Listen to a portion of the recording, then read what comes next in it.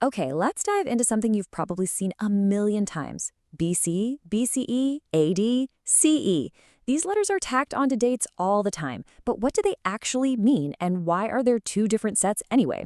It seems kind of confusing, right? But stick with me because the logic is actually super simple. We're going to break it all down. Right? BC or BCE, AD or CE. You see them everywhere. But what is the difference? Can you just swap them out? And, why bother changing things in the first place? Well, we're going to settle that whole debate right now. By the time we're done here, you'll be an expert on this. All right, so to really get why things changed, we've got to go back to the beginning. Let's talk about the original system, the one that was the standard for, well, centuries. I'm talking about the classic BC and AD you probably remember from school. Okay, think about it like this. For any timeline to work, you need a single, massive reference point, like a pin in a map. It's the moment that splits all of history into two big chunks, everything that happened before it and everything that happened after it. And for a huge chunk of history, especially in the Western world, that big reference point was the birth of Jesus Christ. So it's pretty straightforward, right? BC just stands for before Christ. It's counting all the years that led up to that one specific moment. Now, this is where it gets a little weird, but it makes sense when you see it. Think of the BC years like a giant countdown. The bigger the number, the older it is, the further back in time you're going. So a year like 500 BC actually happened before 300 BC. It's all counting down to that big moment, getting closer and closer to year 1 BC.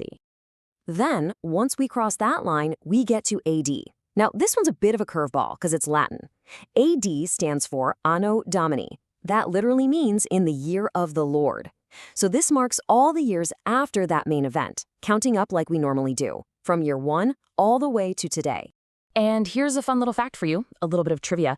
Technically, you're supposed to write AD before the year, so it would be AD 2026.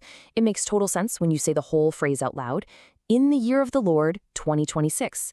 Of course, nowadays you see it written after the year all the time.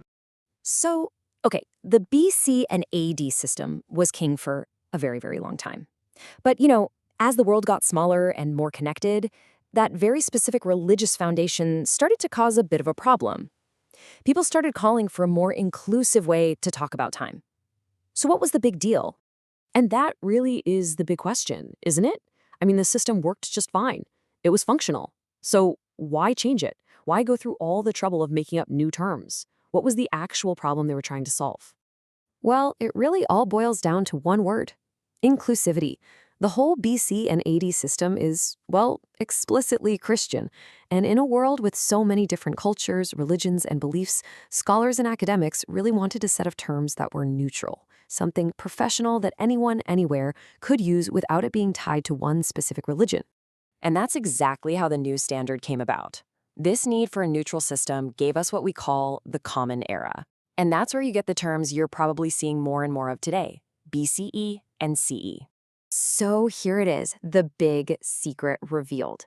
It's actually just a simple swap, a one-for-one trade. BC gets replaced by BCE, and AD gets replaced by CE. That's it. They're direct replacements. So BCE stands for before the Common Era. It's the non-religious or secular version of BC. It points to the exact same stretch of history, just with a new, more inclusive label. And you guessed it, CE stands for Common Era, and that's the neutral stand-in for AD. And just to be super clear, it marks the exact same years, counting up from year 1 right up to this very moment. Okay, pay attention, because this next part is honestly the single most important thing to remember from all of this. If you get this, you've got the whole thing down, no confusion. This is it. This is the big aha moment. The numbers did not change at all. Nobody went back and redated everything in our history books. The year 500 BC is still the year 500 BCE.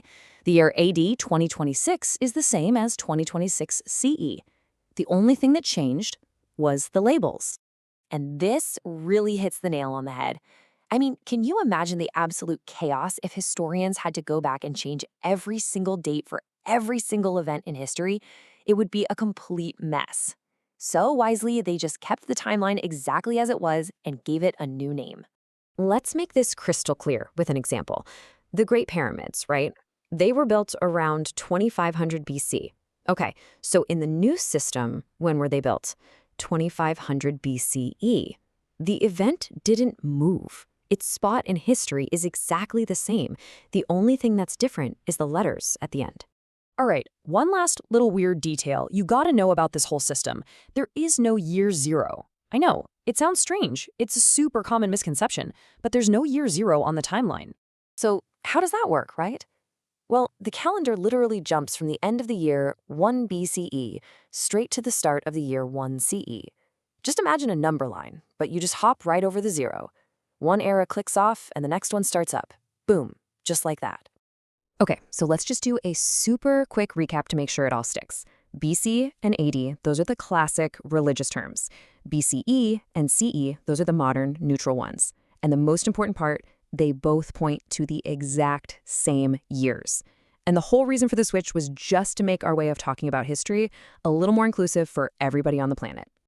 So there you have it. It's not so complicated after all, right? Same timeline, new labels, all in the name of a more inclusive world.